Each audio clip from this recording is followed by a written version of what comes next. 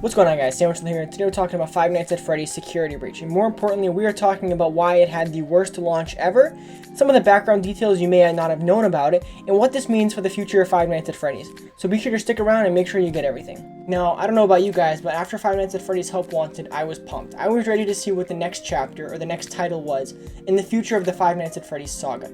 Now, of course, we were given a teaser. That's just how he works. Scott Coffin and Steel Wool decided to release a teaser of an 80s themed mall that we would later know as the Pizzaplex. Now, of course, we didn't know what it was called at the time, but we knew that a game was coming. And even as time went on, we were teased with a release date of late 2020. And that's what we were told. Let's talk about development. With an expected release date of late 2020, we were all expecting the team to kick into high gear in early 2020 to try to finish the game.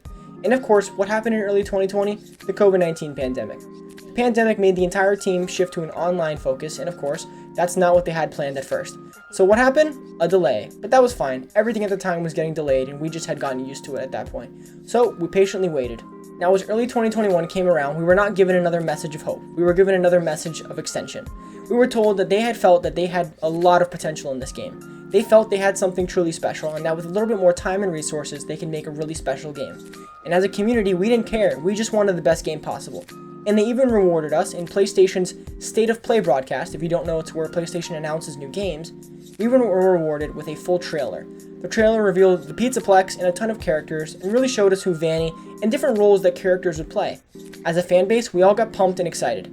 Fans who were use their different ways to celebrate. Some people went ahead and played the old games, some made fan theory videos, and some even drew fan art, and tons of cool stuff came out of it. So we were all hyped and waiting for the game. Now, of course, the only thing for Scott to do as a team was to make sure they A, stayed out of trouble, B, kept the development going, but of course, neither of that happened. Now, before we hop into what went wrong on the development side, I need to briefly cover Scott Coffin for a moment. For those that do not know, Scott Coffin is the original creator and owner of the Five Nights at Freddy's franchise. He is the sole reason that this franchise has grown to the size it has. Scott Coffin actually originally created the first 4 games by himself without any help. Scott Coffin is quite literally the reason this franchise grew so big in the beginning, and also is the one that writes the books, and there are books still being published to this day concerning the Five Nights at Freddy's franchise. Now, as the games became more complicated, Scott needed to bring in an external team to help him create these games and bring them to life.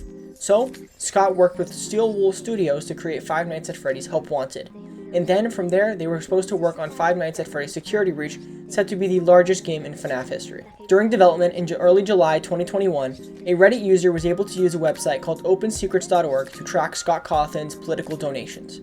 Now, among the figures found in Scott Cawthon's political donations included figures like Mitch McConnell and Donald Trump. Now, these figures are known for holding very conservative values and not showing at all or if any support to the LGBTQ community. Now, of course, within the FNAF community, there is a considerable amount of LGBTQ fans, but not even just LGBTQ, but fans who are very inclusive. The community is known for being very open and inclusive to anyone and being very supportive of each other. Now, Scott's donations were seen by the community as not very supportive at all. They felt that they had used the money that they had given him to buy games to support people that did not support their values or support them in any way. So, of course, the fans felt lost. They felt betrayed by the creator of the franchise, which they had loved. This controversy would then lead Scott Coffin to receive death threats and threats upon his family and various aspects of his life. So, after that, he decided that it would be time for him to retire and said that he would be quitting game development as of right now and leaving the FNAF franchise to someone new or leaving it to Steel Wool Studios to continue to make games. Now, I gave a very brief explanation of a very complex problem, mind you. So please, if you have any confusion or even after the video, there's a link in the description to Game Theory's video where MatPat was able to do a much better job of explaining the situation and many different aspects of it. So please make sure to check that out after if you are confused or would like to learn more about the situation. But now I think it's time we move on to the next topic, Steel Wool Studios and their issues with creating Five Nights at Freddy's Security Breach. It was very important for me to mention Scott Cawthon's retirement and removal from the game, as it left Steel Wool Studios to create the game by themselves and continue. While they represented a bright new future for the future of Five Nights at Freddy's, it might have been their newness to the franchise that led to some unanticipated issues. As much as I wish I didn't have to make this video and state that the game was released and it was in a wonderful state, it sadly was not. The game was in a broken state. It was so laggy. I'll play some clips right now of different players experiencing different horrible bugs in the game. Even a show to the game, there's a fact that you can literally speedrun the game in 5 minutes, People have had crazy speedruns because they exploit glitches and bugs that have not been fixed. At the time, the game was incredibly glitchy and it was very difficult to play with a proper experience. And of course, the release of a broken game led fans to feel, downhearted and thought that maybe the franchise and the game really wasn't going the right direction. It made some even feel that without Scott Cawthon, the franchise would never be the same. They felt Security Breach was actually going to kill FNAF. And I thought it for myself for a second. I sincerely thought that Five Nights at Freddy's was over. The Five Nights at Freddy's we knew was gone, and it was going to go to Steel Wool Studios, and they were going to just create Five Nights at Freddy's as a cash grab. Sadly, that's what I thought at the time. And it's not just the gameplay, mind you. There are other people out there, like those lore fanatics and the people that try to find the story of the game, the theorist community I'll call them, and even then they were disappointed with the game. Figures like MatPat and the Game Theorist channel came out and said that they thought that the FNAF story felt very altered. Like there was a true intent to the game and they had scrapped it all last second. And that's the thing. I'd like to talk about what happened.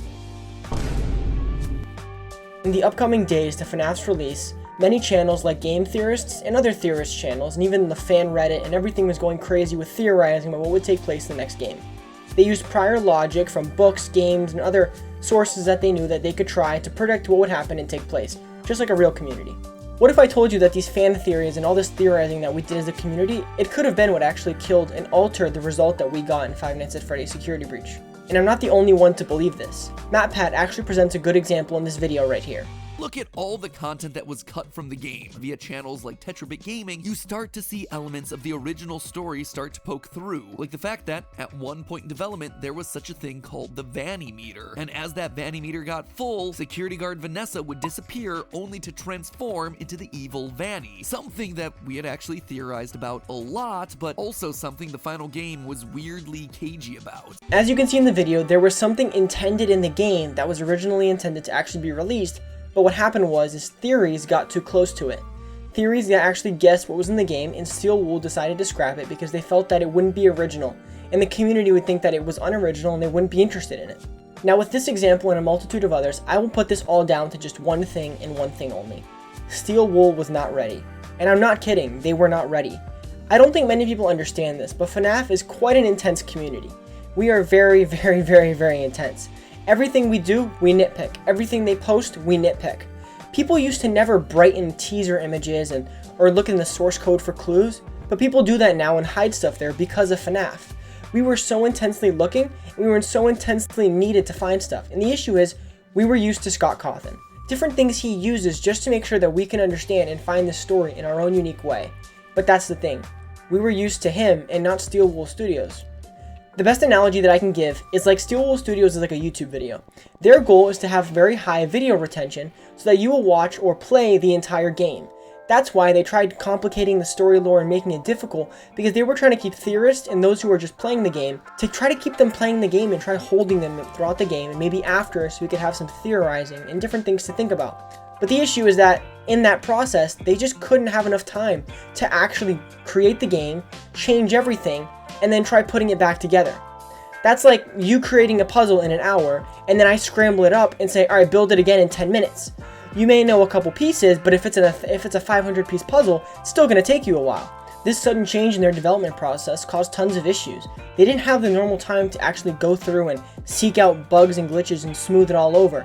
They had to scramble to come up with a new story, new lore, new, models, render everything differently, and that's what I think caused all these issues.